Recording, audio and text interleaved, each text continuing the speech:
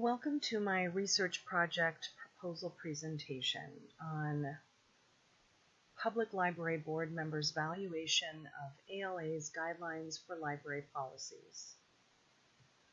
Following Babby's direction for constructing a research project proposal, I have first decided what am I interested in.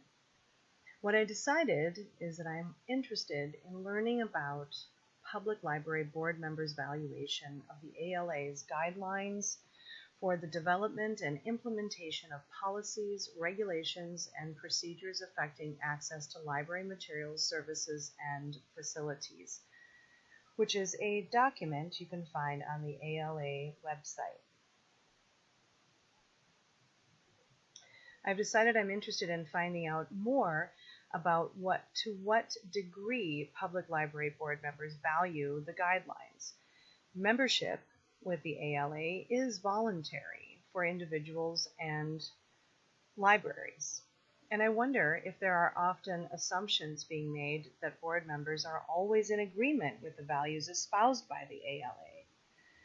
I do not have an agenda with regard to this research other than seeing the actual findings, whatever they may be. After discovering a very recent article spotlighting a public library board of directors' decision to remove books challenged by parents from the library floor, where the board stated that they believed making a compromise to keep the books in the library by resigning them to a special area that requires an adult to check them out was the best decision. So after discovering this article, I moved from my original interest, which was in learning about self-censorship by librarians. I am now leaning toward interest in the role of public library board members and the issue of censorship, but broadening that to policies. I was wondering if librarians have what they need to battle self-censorship, and I found so many materials and resources that are available to them, as well as even being able to make a phone call to the ALA on the ALA's website. Reading articles about public school librarians struggling with self-censorship indicated that a significant factor was concern that they would be causing trouble for the principal. The research also indicated that the principal of a school is often unfamiliar with the freedom to read mandate that most librarians ascribe to. The research suggested that librarians seek to educate the principal if this is found to be the case. And then stories like the Louisiana Public Library indicating that the board members are perhaps quite susceptible to pressure from parents. And in this increasingly polarized culture, we may do well to understand more about individual board members and the degree to which they in fact value ALA's principles. So this will be an exploratory and descriptive project, not in any way explanatory. I will leave that to future researchers. So as I've already discussed some of my literature, I will seek to, as Babby states, lay out in a logical manner. There doesn't seem to be a significant amount of research done on board members and censorship or policy making specifically.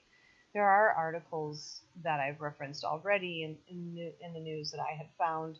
I did find an article put out by the University of Chicago Press Journals, the Library Quarterly from 2007, which digs into the issue of leadership characteristics valued by library board members. Interestingly, the researchers chose to understand which characteristics the board members valued in general and which came into play during a contentious situation such as a publicized policy controversy. And this was somewhat of an inspiration to the project that I have settled on. My initial idea, as I mentioned before, was to look into self-censorship in school librarians or public librarians But then the articles that I have already discussed pointing to a lack of support from the administration as primary factors leading to self-censorship in school and public libraries. The articles about board members voting to compromise with parents and policy took on increasing significance to me. I then proceeded to review ALA writing about the role of library trustees and understood that one of the primary functions, one of maybe 5 of the board member, is to represent the library's point of view to policymakers and the community. Individually and collectively, it states, trustees should act as advocates of libraries and present the library point of view to their locally and nationally elected legislators and leaders. So I got to thinking, if this is the case, then why would board members vote for an action that violates library policy that's already been established? Why would a board member join and then quit when they were upset about certain materials being made available to the public? My study won't necessarily answer these questions definitively, but it may lay the groundwork for more research that might offer insight into the pitfalls of assumptions about agreement regarding public policy and library policies.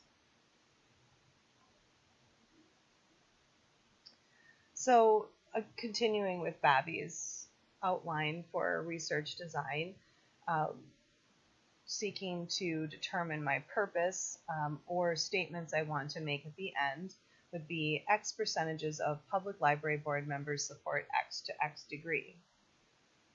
I would like to be able to present the percentages of public library members who support respective guidelines to what degree. I'm interested to see if they are accepted wholesale, or if not, which ones are undervalued by a significant percentage, etc. So the conceptualization that I have arrived at, where do public library board members stand on the ALA policy guidelines? Do board members really know what they're signing up for? Do they agree with everything? So my choice of research method would be survey research.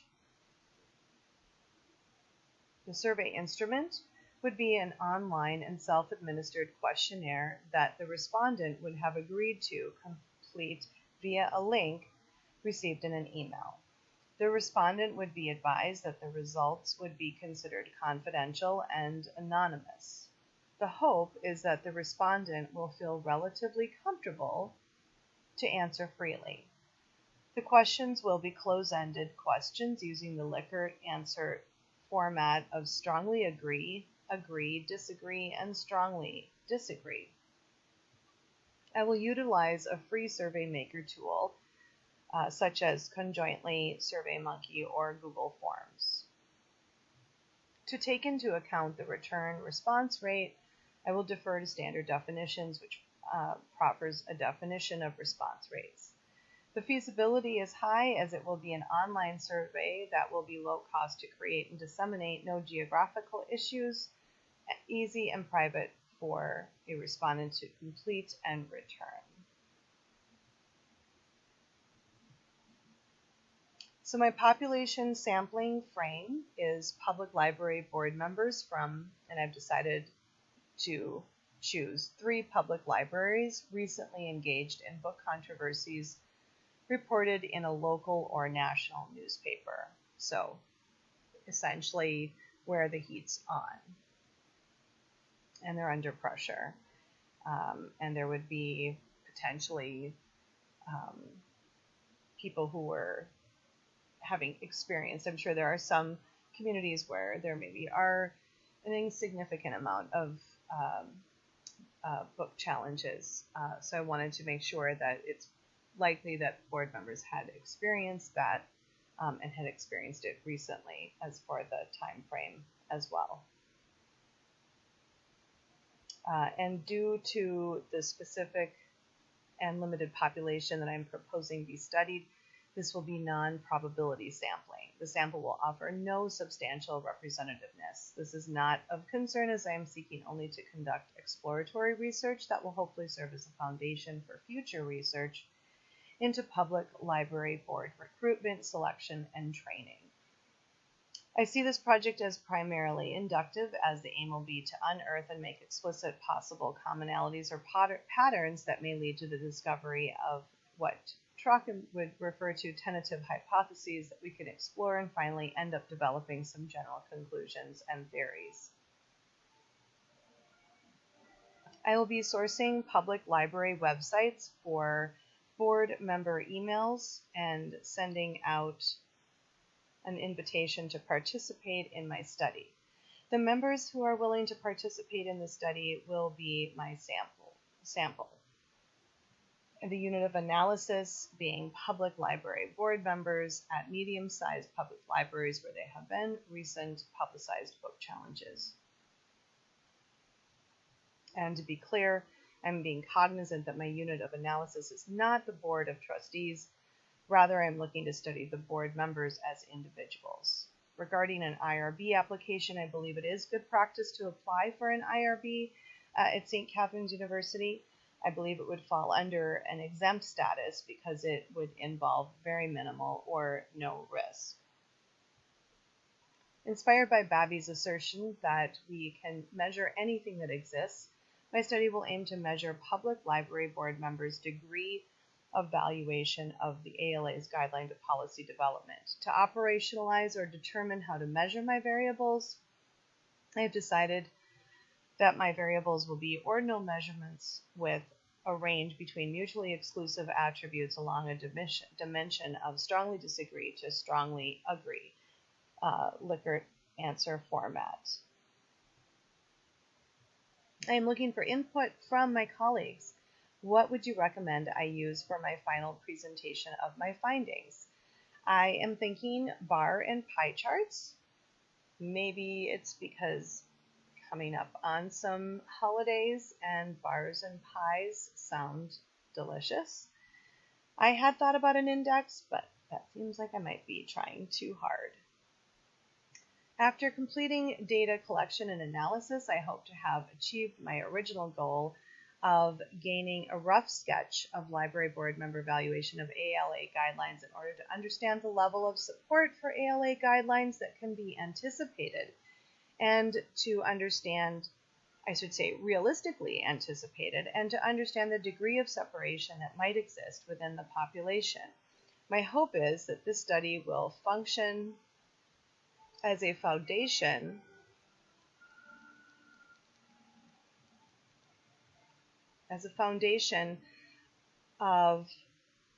for future inquiry into best practices for seeking out library board members and consequent education and training. I will discuss this more in my proposal paper. So here are my resources if you're interested in following up on any of these. And then in the appendix, I will be attaching a copy of or link to a sample of the questionnaire in my proposal paper. Please let me know if you have any questions, concerns, or suggestions, and I thank you for taking the time to review my proposal presentation, and I hope you have a beautiful winter season. Thank you.